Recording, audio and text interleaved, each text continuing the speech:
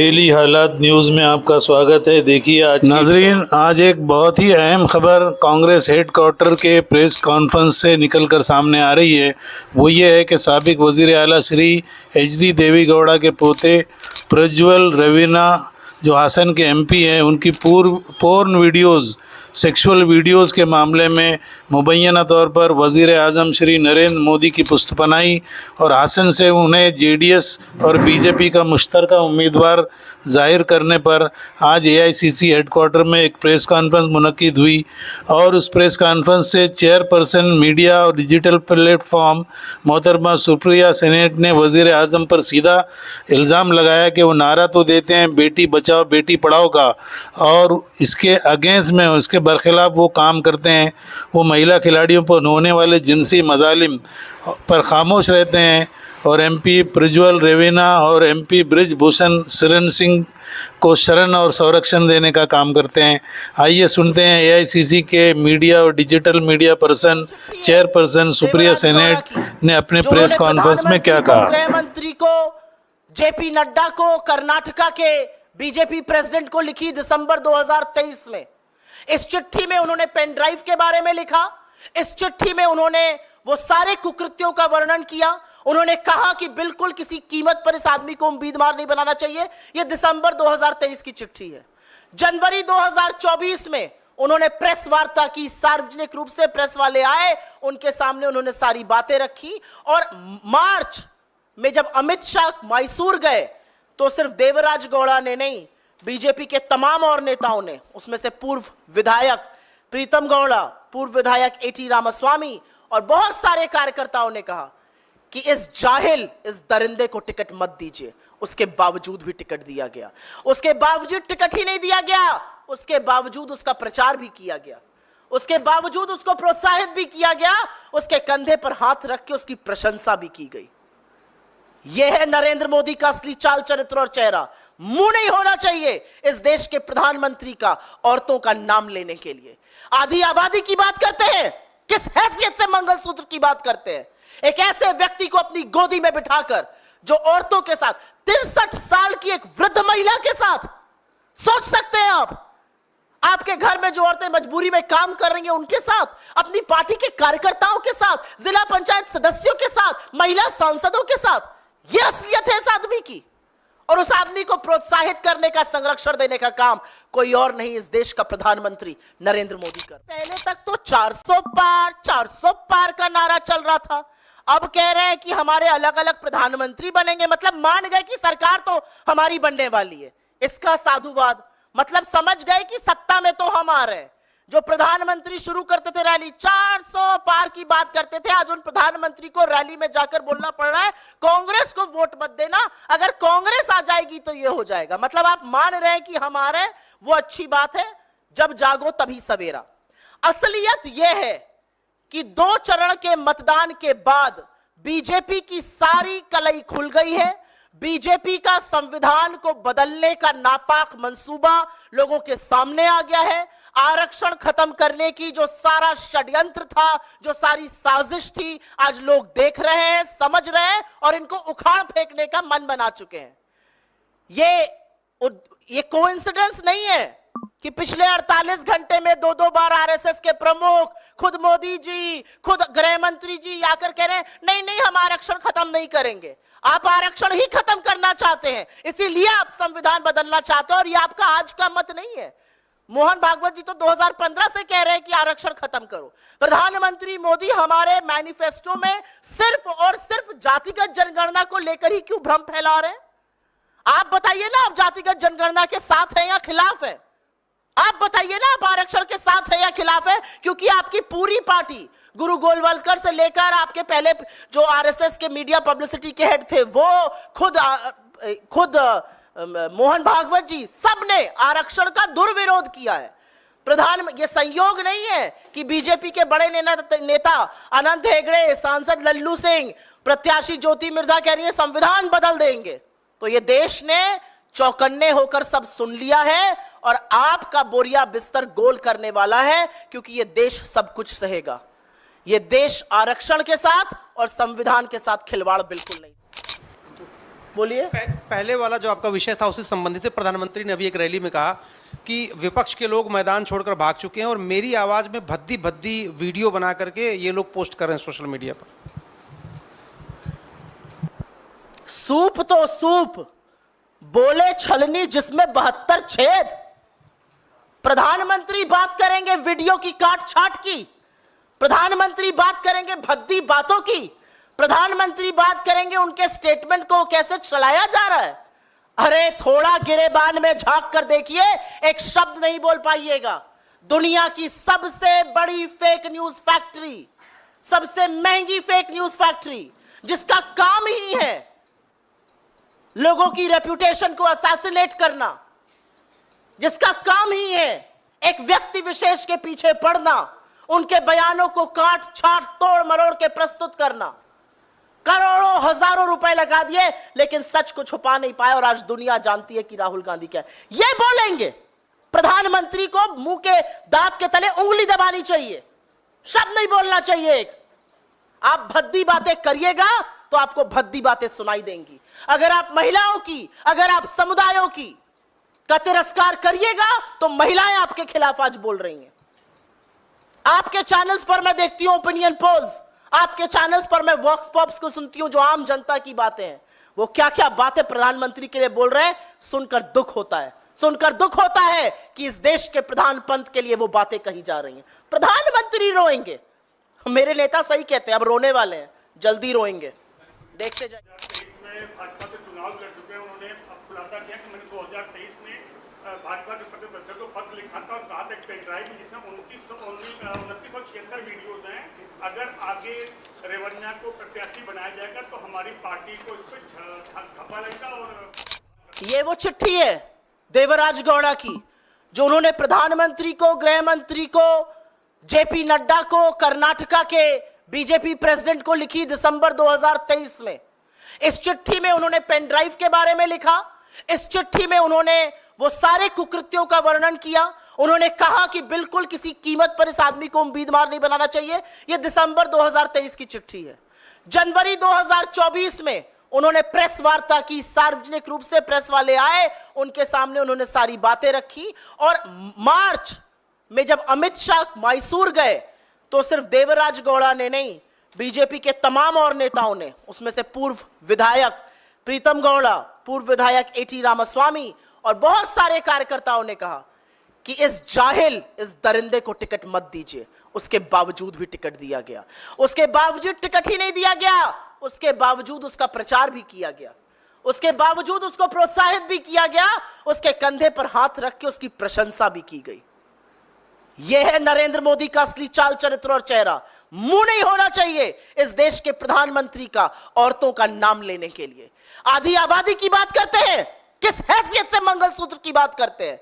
एक ऐसे व्यक्ति को अपनी गोदी में बिठाकर जो औरतों के साथ, 63 साल की एक वृद्ध महिला के साथ, सोच सकते हैं आप, आपके घर में जो औरतें मजबूरी में काम कर रही हैं उनके साथ, अपनी पार्टी के कार्यकर्ताओं के साथ, जिला पंचायत सदस्यों के साथ, महिला सांसदों के साथ, यह असलियत है इस आदमी की। और उस आदमी को प्रोत्साहित करने का, संरक्षण देने का काम कोई और नहीं, इस देश का प्रधानमंत्री नरेंद्र मोदी कर। प्रज्वल रेवन्ना की है। यहां मंच पर मोदी जी के साथ अभी 14 अप्रैल को प्रज्वल रेवन्ना हासन से एमपी हैं। ये देखिए, मोदी जी के वृहद परिवार का हिस्सा है। ये पूर्व प्रधानमंत्री एचडी देवगौड़ा जी के पोते हैं, पौत्र हैं। मोदी जी के, मोदी का परिवार वाले वृहद परिवार का भी हिस्सा है। 14 अप्रैल की यह फोटो है। 14 अप्रैल बमुश्किल 2 हफ्ते पहले की। ये जेडीएस से सांसद हैं, हासन से बीजेपी और जेडीएस के साझा उम्मीदवार हैं। 2 हफ्ते पहले जब मोदी इनके साथ मंच साझा कर रहे थे मैसूरू में, तो इनकी खूब तारीफ करी थी, इनकी पीठ ठोकी थी और इनके लिए वोट मांगा था। 14 अप्रैल को, इसी महीने की 14 तारीख को ये नेता देश से फरार हो चुके हैं और अगर आप इनके जघन्य अपराधों को सुन लीजिएगा तो दिल दहल जाएगा। और एक औरत होते हुए थोड़ी बोलने में भी शर्म आती है। सैकड़ों महिलाओं का जीवन तहस नहस करने के बाद यह आदमी देश छोड़कर भाग गया है। इस आदमी के हजारों पॉर्न वीडियो वायरल हैं, हजारों पॉर्न वीडियो। और उस पॉर्न वीडियो में यह हर उम्र की औरत के साथ जोर जबरदस्ती करता हुआ दिख रहा है। यह हर उम्र की औरत का यौन शोषण करता हुआ दिख रहा है। उनकी असहमति के बावजूद, और इसमें इसके घर पर काम करने वाली महिलाएं हैं, पार्टी की कार्यकर्ता है, पार्टी की सांसद है, जिला पंचायत की सदस्य है, यहां तक कि एक 63 साल की घर पे काम करने वाली महिला जो हाथ जोड़ के कह रही है ऐसा मत करो। यह रिकॉर्डिंग ये खुद करके, और एक पेन ड्राइव में इनकी सारी रिकॉर्डिंग मिली है। क्या मोदी जी इसकी दरिंदगी के बारे में जानते थे या अनभिज्ञ थे? नरेंद्र मोदी इसके यौन कृत्यों के बारे में पूरी तरह से जानते थे। उनको हर बात का पता था। उनको पता था कि इसके हजारों अश्लील पॉर्न वीडियो है जहां पर इसने औरतों के साथ जघन्य यौन उत्पीड़न का काम किया है, सैकड़ों औरतों की जिंदगी बर्बाद करी है, उसमें हर उम्र की महिला शामिल है। बुजुर्ग 63 साल की काम करने वाली घर पर से लेकर सांसदों और कार्यकर्ताओं तक सब पता था नरेंद्र मोदी को। सब पता था 14 अप्रैल को जब वो मिल रहे थे, सब पता था जब उसको अपना साझा उम्मीदवार बना रहे थे। दिसंबर 2023 में बीजेपी के ही एक नेता देवराज गौड़ा ने बीजेपी के शीर्ष नेतृत्व को, नरेंद्र मोदी, अमित शाह और जेपी नड्डा को यह चिट्ठी लिखी, प्रदेश अध्यक्ष को चिट्ठी लिखी, और उन्होंने पेन ड्राइव के बारे में जानकारी दी, प्रज्वल रेवन्ना के यौन विचलन के बारे में जानकारी दी, और कहा इस आदमी को उम्मीदवार मत बनाइएगा। दिसंबर 2023, 4 महीने पहले।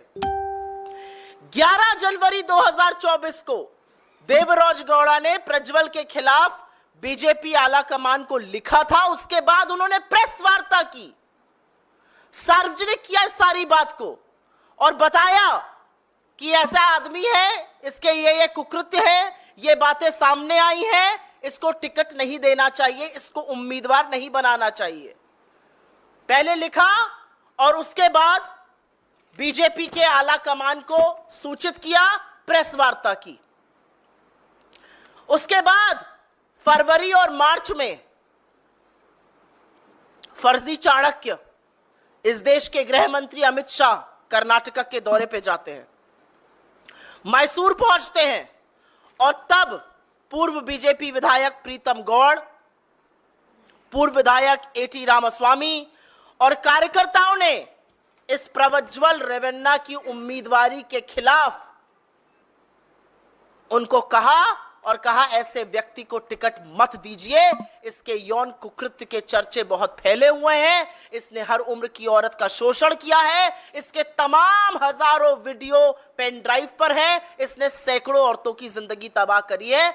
मार्च तक अमित शाह से मिलकर बीजेपी के पूर्व विधायकों ने, उनके नेताओं ने मैसूरू में यह बात कही।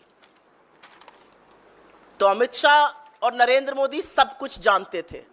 वो जानते थे कि ये कैसे आदमी को उम्मीदवार बना रहे हैं, वो जानते थे ये कितना जघन्य अपराधी है, और उसके बाद भी उन्होंने हासन की सीट से उसको अपना उम्मीदवार बनाया। कर्नाटका की महिला आयोग ने इस मामले का स्वतः संज्ञान लिया। जैसे ही उनके जानकारी में यह आया, उन्होंने एसपी को नोटिस जारी की और सीएम से इस भयावह घटना पर एसआईटी के गठन की मांग करी। अगले दिन एसआईटी गठित हुआ, और जैसे ही एसआईटी गठित होता है, हासन का ये उम्मीदवार, नरेंद्र मोदी का चहेता, उनका दुलारा, उनके वृहद परिवार का हिस्सा, ये देश छोड़कर भाग जाता है। एसआईटी पूरी कोशिश कर रही है, एसआईटी हर संभव प्रयास कर रही है इसके प्रत्यार्पण का, कि भारत लाके इसकी जांच पूरी की जा सके। लेकिन आज सवाल यह है कि बेटी बचाओ, बेटी पढ़ाओ, नारी अभिवंदन, नारी शक्ति, महिला सम्मान, ये सब बातें फर्जी हैं, क्योंकि नरेंद्र मोदी जानते थे कि स्टेज पर खड़े हुए उनके बगल के इस व्यक्ति ने, उनके साझा उम्मीदवार ने क्या किया, वो सब जानते थे और उसके बाद भी उम्मीदवार बनाया। तो आज प्रधानमंत्री को इस बात का जवाब देना पड़ेगा कि किस हैसियत से, क्या सोचकर आपने इतने घिनौने दरिंदे को अपना साझा उम्मीदवार बनाया। और हर बार आप महिलाओं के खिलाफ अपराध करने वालों के साथ ही क्यों खड़े होते हैं? प्रधानमंत्री चुप रहेंगे, देश की महिला बाल विकास मंत्री जैसा कि आप सब जानते हैं मौन धारण कर लेती हैं। महिला सुरक्षा, महिला अपराध का कोई भी मुद्दा हो, वो सिर्फ एक मुद्दे पर बोलती है और वो आप सब मुझसे बेहतर जानते हैं। और देश का महिला आयोग रेखा शर्मा जो चश्मा उतारेंगी नहीं, क्योंकि चश्मे से बीजेपी और घटक दल के कोई अपराध नजर नहीं आते, उनको तो मानो सांप सूंघ गया है। नोटिस पे नोटिस, नोटिस पे नोटिस, नोटिस पे नोटिस भेजेंगी विपक्ष को, लेकिन भाजपा के कुकृत्यों को, भाजपा के घटक दलों के कुकृत्यों को, इतने जघन्य अपराधी का कोई संज्ञान नहीं लिया जाएगा। नील बटा सन्नाटा। तो अगर इस दरिंदे से घिन आती है, उससे ज्यादा घिन उन लोगों से आती है जो इसको संरक्षण देते हैं। लेकिन क्या ऐसा पहली बार हुआ है? क्या ऐसा पहली बार हुआ है कि नरेंद्र मोदी ने उन लोगों का साथ दिया है जो महिलाओं का शोषण करते हैं? बिल्कुल नहीं। कुलदीप सिंह सेंगर की गिरफ्तारी तब हुई थी, जो दोषी पाए गए थे हत्या और बलात्कार के, गिरफ्तारी तब हुई थी जब इलाहाबाद हाई कोर्ट को बोलना पड़ा था, चिन्मयानंद पर कोर्ट को बोलना पड़ा था, सोनभद्र के विधायक रामदुलार गोंड जो पॉक्सो में नाबालिग के रेप के दोषी पाए गए, उनको टिकट तब दिया था जब उनके ऊपर पॉक्सो का मुकदमा चल रहा था। चाहे वो उत्तराखंड की अंकिता भंडारी हो, चाहे वो गुजरात की बिल्किस बानो हो, और चाहे वो दिल्ली में बैठी हुई सबसे होनहार बेटियां हो जो यौन शोषण का आरोप लगाती हैं, उनको बूटों के तले रौंदा जाता है। लेकिन आरोपी को मोदी जी गोदी में बिठाकर संरक्षण देते हैं, आज तक उसका टिकट नहीं काट पाए हैं। और मैं बृजभूषण शरण सिंह की बात कर रही हूं। हर बार आधी आबादी के खिलाफ जघन्य कुकृत्य करने वालों के साथ नरेंद्र मोदी क्यों खड़े होते हैं? हर बार वो चुप क्यों रहते हैं? हर बार स्मृति ईरानी और महिला आयोग को सांप क्यों सूंघ जाता है? और मैं आपके माध्यम से आपके सीनियर मूर्धन्य पत्रकारों से भी सवाल पूछती हूं, क्यों है इतना सन्नाटा? कितने शो हो रहे हैं इस पर? कितनी टिप्पणियां लिखी जा रही हैं पेपर पर? कितने एडिटोरियल्स लिखे जाएंगे? आज ये सवाल पूछा जाएगा, क्योंकि सभ्य समाज में, राजनीतिक जीवन में, सार्वजनिक जीवन में ऐसे लोगों की कोई जगह नहीं है। और ऐसे लोगों को बढ़ावा देने का काम, ऐसे लोगों को संरक्षण देने का काम, ऐसे लोगों को राजनीतिक हैसियत बढ़ाने का काम खुद नरेंद्र मोदी और अमित शाह कर रहे हैं। यह असलियत है।